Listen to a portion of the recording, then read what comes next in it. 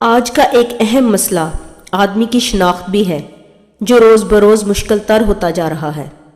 ہم کسی شخص کا ظاہر دیکھ کر اس کے بارے میں جو رائے قائم کرتے ہیں، اکثر کسوٹی پر پرکھنے کے بعد وہ درست ثابت نہیں ہوتی۔ لیکن مشکل یہ ہے کہ اس کے باوجود ہم ظاہر پر ہی بھروسہ کرنے پر مجبور ہوتے ہیں۔ ایک شخص کا احوال جو اعتراف کی رات قبرستان میں موجود تھا۔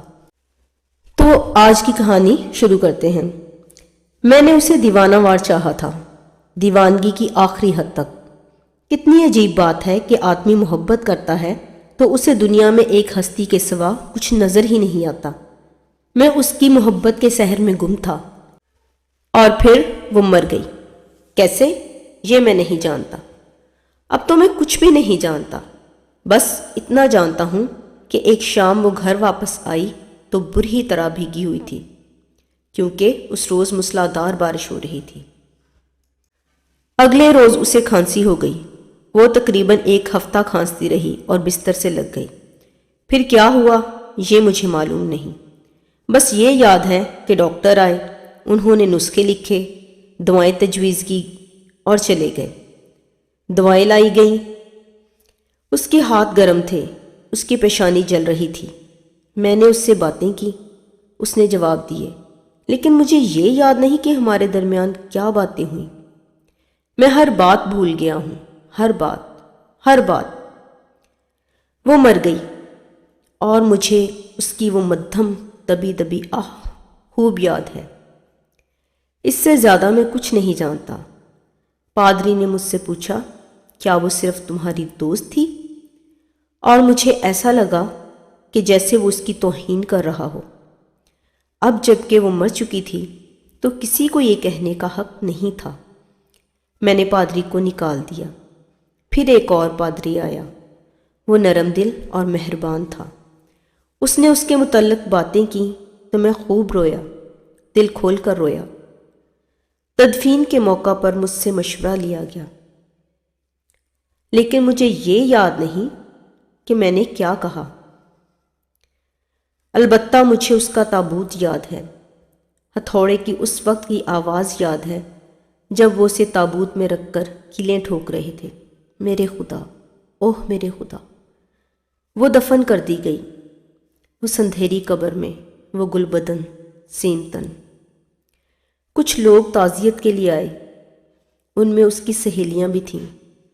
میں ان سے بچ کے نکل آیا۔ میں بھاگتا رہا۔ بہت رات گئے میں گھر واپس آیا اور اگلے روز سفر پر روانہ ہو گیا۔ کل میں پیرس واپس آیا۔ میری اپنے کمرے، ہمارے بستر، ہمارے فرنیچر، ہر اس چیز پر جو انسان کے مرنے کے بعد اس کی علامت کے طور پر رہ جاتی ہے، نظر پڑی تو میرا دکھ شدید تر ہو گیا۔ اذیت اتنی شدید تھی کہ میرا جی چاہا کھڑکی کھولوں اور نیچے کود جاؤں، مر جاؤں۔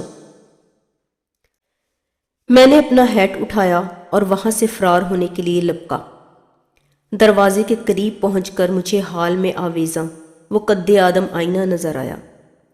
وہ آئینہ اسی نے لگوایا تھا تاکہ کہیں جانے سے پہلے اپنے میک اپ اور اپنے لباس کا جائزہ لے سکے کہ کہیں کوئی خامی تو نہیں۔ میں اس آئینے کے سامنے ٹھٹک گیا جس میں اس نے بارہا اپنے سراپا کو دیکھا تھا۔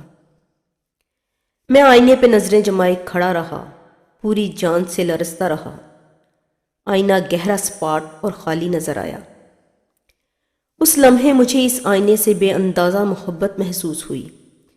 میں نے آئینے کو چھوا، وہ بالکل سرد تھا۔ مجھے پہلی بار احساس ہوا کہ آئینے بھی سوگوار ہوتے ہیں۔ اس آئینے نے مجھے کیسا دکھی کر دیا تھا۔ میں باہر نکل آیا، بغیر باہر نکلنے کی خواہش کے، اور مجھے پتہ ہی نہ چلا کہ میں کس طرف چل دیا ہوں۔ مجھے علم نہیں ہوا کہ میں قبرستان کی طرف جا رہا ہوں، اس خاموش بستی کی طرف جہاں وہ جا بسی ہے۔ میں اس کی سادہ سی قبر پہ پہنچا۔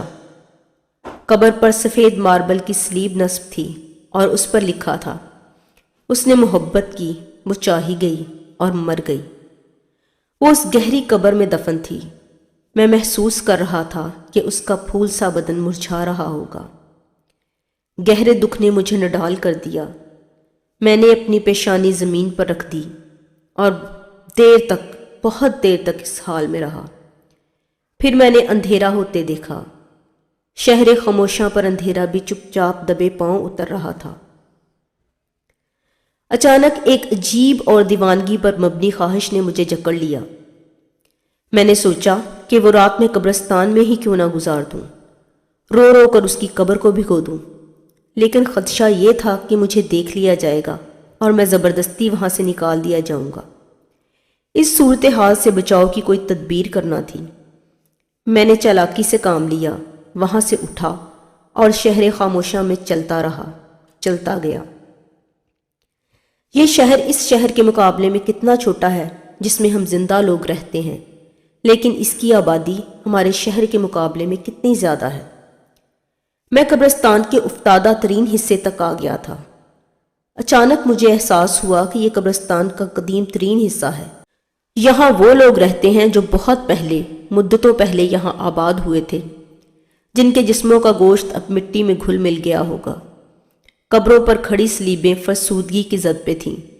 یہ اس بات کی علامت تھی کہ آنے والے دنوں میں اس جگہ نئے آنے والوں کو آباد کیا جائے گا۔ وہ ایک اداس مگر خوبصورت باغیچہ تھا۔ میں وہاں تنہا تھا، بالکل تنہا۔ میں ایک درخت کے نیچے گھنی جھاڑیوں کی اوٹ میں بیٹھ گیا۔ اب مجھے کوئی نہیں دیکھ سکتا تھا۔ میں اس درخت کے تنے سے یوں لپٹا ہوا تھا جیسے کوئی ڈوبتا آدمی پتوار کو تھامتا ہے۔ اندھیرا گہرا ہوا تو میں وہاں سے اٹھ گیا اور دبے پاؤں چلنے لگا کہ کہیں صدیوں کی نیند میں ڈوبے ہوئے لوگوں کی نیند میرے قدموں کی چاپ سے نہ اچٹ جائے۔ میں تادیر بھٹکتا پھرا مگر اس کی قبر مجھے نہیں ملی۔ میں ہاتھ پھیلائے ٹٹول کر مقبروں سے ٹکراتا بڑھتا رہا، لیکن وہ مجھے نہیں ملی۔ مجھے پہلی بار احساس ہوا کہ شہر خاموشاں زیادہ بڑا شہر ہے۔ یہاں کسی کا پتہ نہیں ملتا اور کوئی پتہ بتانے والا بھی تو نہیں ہوتا۔ میں کسی اندھے کی طرح راستہ ٹٹول رہا تھا، ٹھوکریں کھا رہا تھا، انگلیاں زخمی ہو گئی تھیں اور کئی بار مقبروں سے میرا سر ٹکرا چکا تھا۔ میں انگلیوں سے ٹٹول کر مکینوں کے نام پڑھ رہا تھا۔ عجیب رات تھی۔ ایسا لگتا تھا کہ میں اب اس کا مہمان نہیں ہو پاؤں گا۔ اس کا نیا گھر مل ہی نہیں رہا تھا۔ وہ تاریک رات تھی، چاند بھی نہیں نکلا تھا۔ اب میں قبروں کے درمیان تنگ کچے راستے پر چلتے ہوئے خوف زدہ تھا۔ قبریں ہی قبریں، ہر طرف قبریں، وہاں قبروں کی سوا کچھ بھی تو نہیں تھا۔ میرے دائیں، میرے بائیں، میرے سامنے، میرے پیچھے، میرے اطراف میں قبروں کے سوا کچھ نہیں تھا۔ میں تھک گیا۔ مزید ایک قدم چلنا بھی میرے لیے ممکن نہیں رہا۔ میرے گھٹنے لرزنے لگے، چنانچہ میں ایک قبر پر بیٹھ گیا۔ سناٹا اتنا گہرا تھا کہ مجھے اپنے دل کی دھڑکنیں صاف سنائی دے رہی تھیں، لیکن پھر میں نے دھڑکنوں کے سوا بھی کوئی آواز سنی۔ کیا؟ وہ کوئی بے نام سی آواز تھی، بے مفہوم آواز۔ میں نے چاروں طرف دیکھا، لیکن جہاں میں بیٹھا تھا وہاں سے مجھے کچھ بھی نظر نہیں آیا۔ دہشت کے مارے میں ساکت ہو گیا، خوف نے مجھے ٹھٹھرا دیا۔ اچانک مجھے احساس ہوا کہ میں مرمر کی جس سل پر بیٹھا ہوا ہوں وہ حرکت کر رہی ہے۔ ہاں، واقعی وہ سل متحرک ہو گئی تھی۔ ایسا لگتا تھا کہ جیسے وہ اٹھ رہی ہے۔ میں بری طرح اچھلا اور برابر والی قبر کی طرف لپکا۔ میں نے پلٹ کر دیکھا۔ میں نے دیکھا اور واضح طور پر دیکھا کہ جس سل پر میں بیٹھا تھا وہ اٹھ رہی ہے۔ پھر ایک مردہ قبر سے نکلا۔ وہ ایک بے لباس ڈھانچہ تھا۔ اس نے اپنی جھکی ہوئی پیٹھ کی ہڈیوں سے سل کو اوپر اٹھایا ہوا تھا۔ رات بہت تاریک تھی، لیکن میں نے یہ سب کچھ بہت واضح طور پر دیکھا۔ میں نے مرمر کی سلیب پر کندہ عبارت پڑھی۔ لکھا تھا، یہاں مارک ہیکسن دفن ہے، جس نے 51 سالہ زندگی گزاری۔ وہ اپنے گھر والوں سے محبت اور ان کی عزت کرتا تھا۔ وہ مہربان، شریف اور معزز تھا، اور اس نے خدا کی مرضی اور مہربانی سے وفات پائی۔ ڈھانچے نے بھی وہ عبارت بغور پڑھی۔ پھر اس نے راستے میں پڑا ہوا ایک نکیلا پتھر اٹھایا اور آہستہ آہستہ بڑی احتیاط سے ایک ایک حرف کھرچ کر مٹانے لگا۔ دیکھتے ہی دیکھتے سلیب صاف ہو گئی۔ وہ چند لمحے اپنی کھوکھلی خالی آنکھوں سے اس جگہ کو تکتا رہا جہاں وہ حرف موجود رہے تھے۔ پھر اس نے اپنی استخوانی انگلی کی نوک سے روشن حروف میں یہ عبارت لکھی، جیسے بچے فاسفورس کی تیلی سے دیوار پر نقش بناتے ہیں۔ یہاں مارک ہیکسن عذاب بھگت رہا ہے، جو 51 سال کی عمر میں مرا۔ اس نے اپنے نامہربان رویے سے اپنے باپ کو قبل از وقت مرنے پر مجبور کیا، کیونکہ وہ جلد از جلد باپ کی دولت اور املاک حاصل کرنا چاہتا تھا۔ اس نے اپنی بیوی کو ایذائیں پہنچائیں، بچوں کو دکھ دیے، پڑوسیوں کو دھوکے دیے۔ جس شخص کو بھی لوٹ سکتا تھا لوٹا، اور اس سے بدبختی کے عالم میں موت آئی۔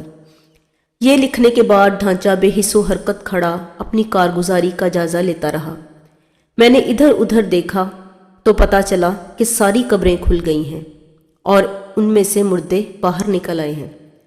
پھر وہ سب اپنی اپنی سلیبوں پر لکھی عبارتیں مٹانے اور ان کی جگہ حقیقتیں لکھنے میں مصروف ہو گئے۔ وہ عبارتیں جو ان کے لواحقین نے، ان کے محبت کرنے والوں نے سلیبوں پر کندہ کروائی تھیں، سچی نہیں تھیں۔ میں نے دیکھ لیا کہ وہ سب پڑوسیوں کو ستانے والے شیطان صفت، بددیانت، منافق، جھوٹے، حاسد، ٹھگ اور مجرم تھے۔ پرانی عبارتوں کے تحت ان میں اچھے باپ تھے، وفادار بیویاں، محبت کرنے والے بیٹے، باعصمت بیٹیاں اور دیانتدار کاروباری تھے۔ لیکن اب وہ سب اپنی اپنی خوفناک اور مکروہ سچائیاں لکھ رہے تھے۔ دنیا کی کوئی برائی، کوئی گناہ ایسا نہیں تھا جو انہوں نے نہ کیا ہو، لیکن ان کے قریبی لوگ تک ان سچائیوں سے بے خبر تھے، یا انہوں نے خود کو بے خبر ظاہر کیا تھا۔ اس روز پہلی بار مجھے علم ہوا کہ درگزر کا اتنا مرتبہ کیوں ہے اور درگزر کتنا مشکل کام ہے۔ میں نے سوچا اس نے بھی اپنی سلیپ پر یقیناً کچھ نہ کچھ لکھا ہوگا۔ یہ خیال آتے ہی میں ان مردوں کے درمیان بھاگتے ہوئے اس کی قبر تلاش کرنے لگا۔ اب مجھے کوئی خوف نہیں تھا، اس بار مجھے یقین تھا کہ وہ مجھے مل جائے گی، اور میں نے اسے پہلی ہی نظر میں بغیر اس کا چہرہ دیکھے پہچان لیا۔ اس کا چہرہ کفن کی چادر میں لپٹا ہوا تھا، اور سفید ماربل کی جس سلیب پر کچھ پہلے میں نے یہ عبارت پڑھی تھی، اس نے محبت کی، وہ چاہی گئی اور مر گئی، وہاں اب یہ عبارت لکھی تھی: ایک دن موسلادھار بارش میں یہ عورت اپنے محبوب سے بے وفائی کے لیے نکلی تھی۔ بارش میں بھیگنے کی وجہ سے اسے نمونیا ہوا اور مر گئی۔ مجھے بعد میں پتہ چلا کہ لوگوں نے اگلی صبح مجھے اس کی قبر پر بے ہوش پڑے پایا تھا۔